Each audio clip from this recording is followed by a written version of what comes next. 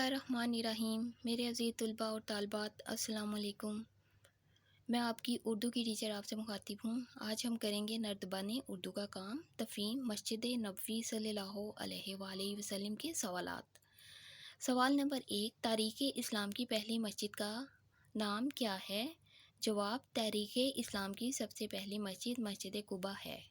سوال نمبر 2، ہجرت کرنے کے بعد مدینے میں حضور صلی اللہ علیہ وآلہ وسلم نے کہاں قیام فرمایا؟ جواب، ہجرت کرنے کے بعد مدینے میں حضور صلی اللہ علیہ وآلہ وسلم نے حضرت ابو ایوب انصاری رضی اللہ عنہ کے گھر قیام فرمایا۔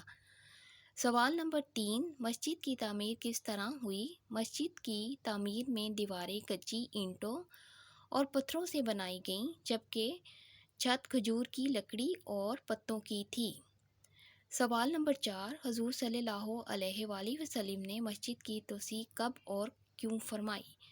جواب، 7 ہجری میں حضور صلی اللہ علیہ وآلہ وسلم جب غزوہ خیبر سے کامیاب ہو کر واپس تشریف لائے تو مسلمانوں کی بڑھتی تعداد کے پیش نظر ایک مکان خرید کر مسجد کی توسیع کی گئی۔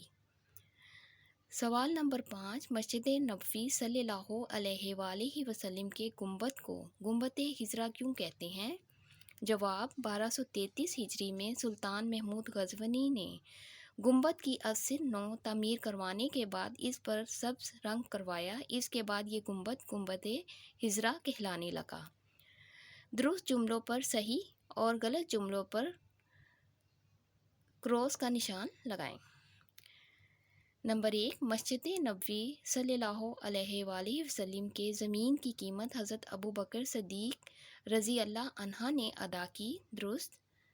نمبر 2، مسجد نبوی صلی اللہ علیہ وآلہ وسلم کا فرش پکا بنایا گیا، غلط۔